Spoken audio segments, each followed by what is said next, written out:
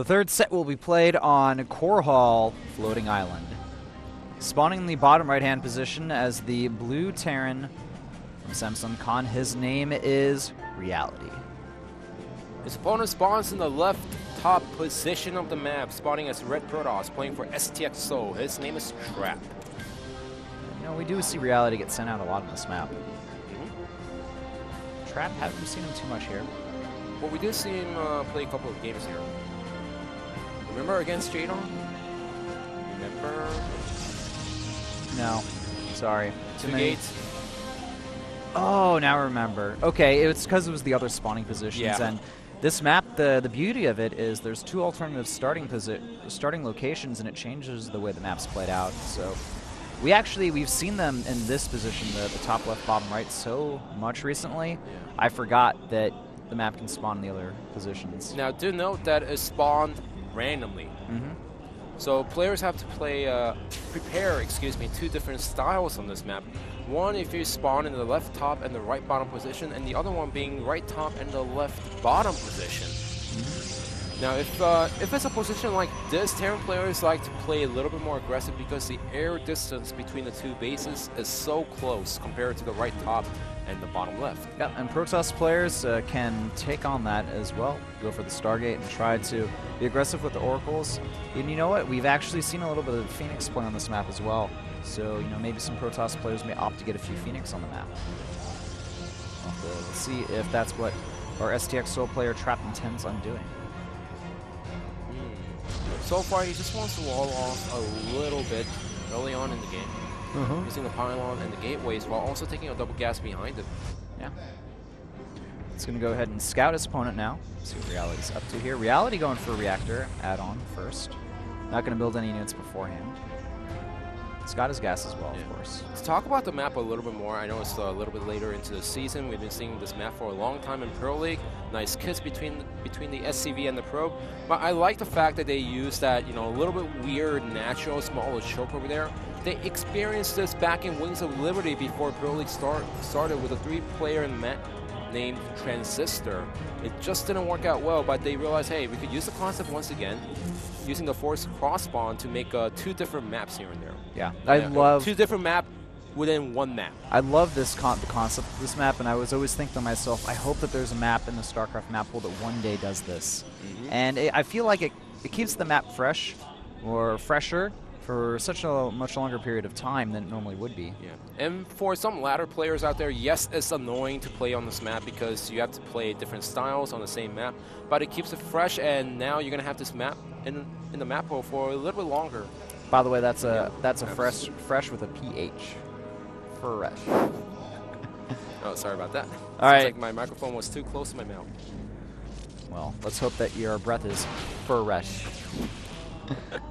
All right, we got 2 Reapers on the way. Nexus has just started construction, or warp in from a Trap. He's also got a Stalker and Militia Corps, so the Reapers, they won't be able to do too much. Yeah. In fact, Deer saw the 2 Reapers coming out, so he's going to be well fortified against this. He knows that there's something up.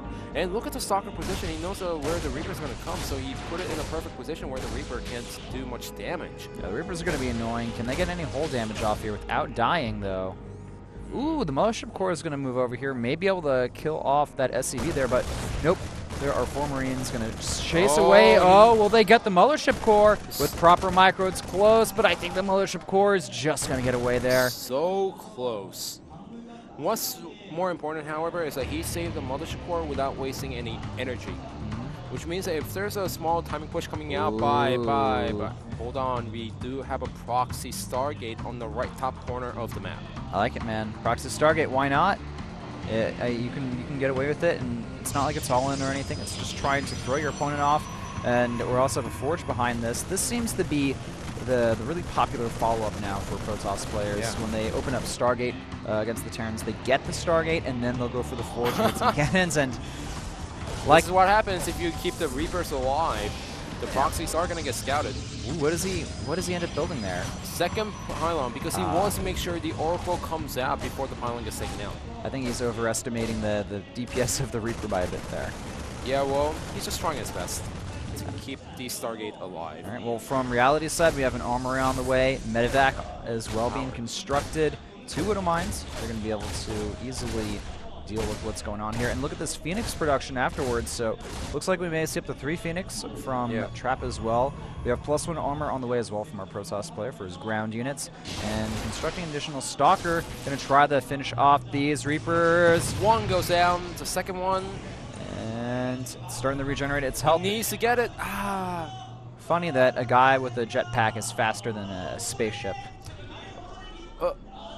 Nah, it turned off its energy. Yeah.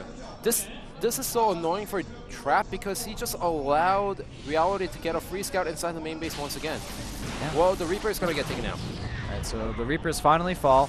That means less efficient scouting from Reality. He's going to have to rely on scans if he wants to make anything happen. Mothership Core goes down as well to counter this drop, and the Widow Mine's dropping here. That Phoenix needs to make sure it's not out of position, and little mistake by Reality. He should have just targeted the Phoenix with the Marines instead of the Stalker. So we got a very weak second Phoenix in exchange for a Stalker, and here comes the Hellbats. That's all I can say. And there's no cannons at the main base or the natural right now. There's only one gateway, so he needs to use the Phoenixes and the Oracle to defend against it, but Trap, he's so lucky that he saw the medevac before the Widow Mine actually went there. Oh, I like this. Using the Widow Mines to cover the Marines. Make sure that the Marines can eventually take out the starport here. We have 1 Viking out from our Terran players going for the 3rd command center, continuing the Hellbat production, now getting Stim as well behind this. Templar Archives, though, from our STX Soul player. And that seems to be the theme when the Protoss player gets 3 Phoenix after the Oracle. They go into the Templar tech, and I am a huge fan of this style of play. I think it'll become a lot more popular as time goes on. But it's still so hard to do so because you need to make sure the Phoenixes are always active on the map, because those 3 Phoenixes, once a Terran player sees it, he's not going to go for the drop, so he's going to try to hide it until the very last second. But if a Protoss player does scout the medevac going around the map, then they can easily snipe it. Alright, we got a... And it seems like the Phoenix play is becoming more popular only because a lot of Terran players are going for Hellbat drops, which is so annoying considered by every single players out there. You know, Zerg players, Protoss players, even the Terran players are saying Hellbat drops are annoying. Yeah. I think 3 is the magic number in PvT for Phoenix, because there's not so many Phoenix that it's going to force your opponent to get a lot of Vikings to counter them, and you're not committing too much into the tech. You can still do a good amount of harassment with them, and they can oftentimes pick off key drops as well. Yeah, well, there is 1 medevac going towards the natural. No cannons over here, no units over here, and the Phoenixes are out of position. Here come the Hellbats. They're going to drop and do a lot of damage to this probe line, and we do have a reaction. Double Hellbat drop here. How many workers are going to get killed, though? Some of them getting clumped up there. And these Hellbats are eventually going to get picked off. No! Looks like they're going to get away. Where's the Phoenix? The Phoenixes should have gone for the medevac right away. Yeah, I don't know where those Phoenix are. That's a good question. But he does have charge, and the Stalkers come in there, the Phoenix. Okay, that was a little mistake by Reality. He could have saved the 2 Hellbats and go for a drop a little bit later. But think about this, 14 workers for double Hellbat with 4 Hellbats and cost up 2 medevacs. Yeah, I'd say that the still was a pretty good trade for Reality. It's 14 workers, not as a big deal for the Terran player as it is for the Protoss. That's quite true. Alright, it looks like we're going to have some counter drop play from our Protoss player. Sending that War Prism across the map using the Phoenix to scout ahead. It also wants to take a 3rd base, but it will be spotted, and we have Ghost Academy on the way. The Marines over here may get picked off by those Phoenix. I think that's what's going to happen. Yeah, just destroying the rock and destroying it once again, just to make sure that his opponent does not block off Reality when he tries to defend the 3rd base. And behind this Trap, he's just gonna try to drop some zealots inside the main base, but Reality is well fortified at the natural. There is a Oracle over here, gonna kill 1 SCV, and that's it. So both players are now transitioning into macro game. Reality, he still has some medevacs here and there, and Trap, he's gonna go for a drop inside the main base. He needs to make sure he keeps those Phoenixes alive, because those Phoenixes are preventing Reality from going for too many drops in this game. All right, look at this instant reaction from our Terran player. The drop's gonna do absolutely nothing here. One zealot gets picked off, not the biggest deal in the world, but we are starting to see Reality take a pretty solid supply advantage here, up to 144 supplies and 123. Phoenix moving in here, going to pick up a few more units. I love how active and useful the Phoenixes have been this game. 8 for 14 workers being killed, and the Terran's advantage still, but you know what? Not bad, man. Not bad, and he's keeping the Phoenix alive. That's the key point. That is the key point. See, as a Terran, if you play Terran, you see Phoenixes, now you tell himself, okay, I want to go for the medevac drops, but what if it gets caught by the Phoenix? And that's one medevac full of the army just getting taken out. So I'm not going to risk it at this point. And that pretty much puts Protoss in a solid position where you don't have to worry about the drops as much. Phoenix but out of those position. Phoenixes are now out of position. 1, 2, and only one remain. Yeah. That was a little mistake by Trap as he wasn't paying attention. He was the War focusing on Prism. something else, but the War Prism, that's going to be saved at the last second as the speed finishes. All right. Our Terran player is going to go for the attack. This position, I'm not too sure about the Terran player going for it because the High Templars are already out. The Storm is already there. He's well fortified in this position. Yeah, I don't think that it's a good idea for this. Oh, Oracle getting picked off by a turret.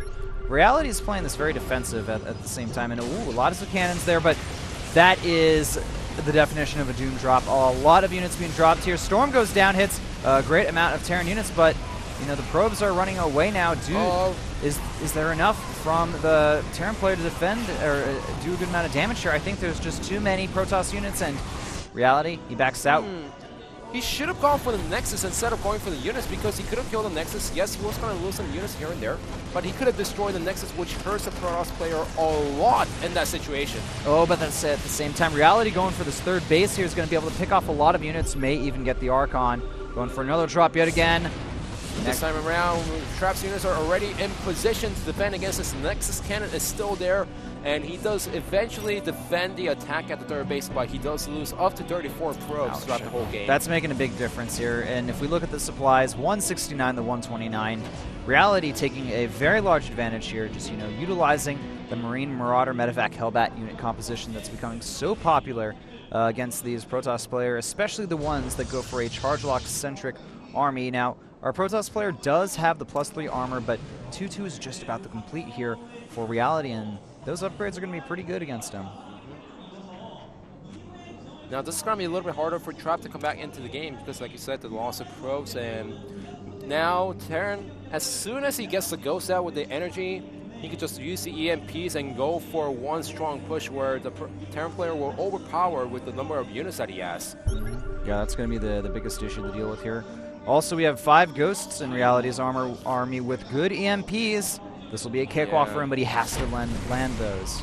Yeah, it's really crucial for Trap to get perfect storms in the main army. Good. That's a nice storm! 6 storms, 2 in a row, those dude. Just a ridiculous amount of damage.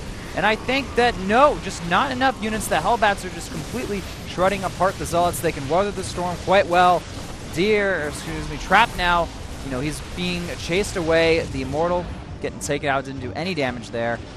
You know, that was so perfect storms, and that's the only reason why Reality is not going for a push at this point. If it wasn't for the storms, the game would have been over.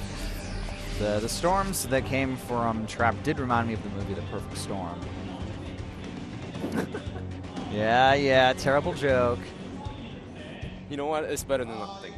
It's better than nothing. No. All right, we got a potential charge lot run by here, but they're spotted and run away. Reality, he's almost maxed out. His opponent's only at 133 supply. At this point, we can see trading be very effective here. A few EMPs go down, as well as snipes.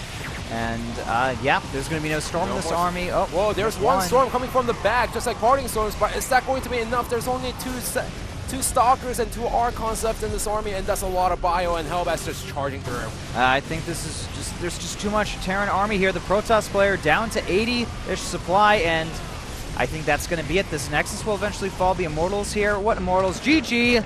It's called.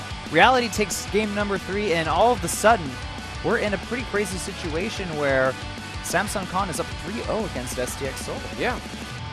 This is really crazy because STX Seoul, if they won today, they would have been in a really great position to make it into playoffs.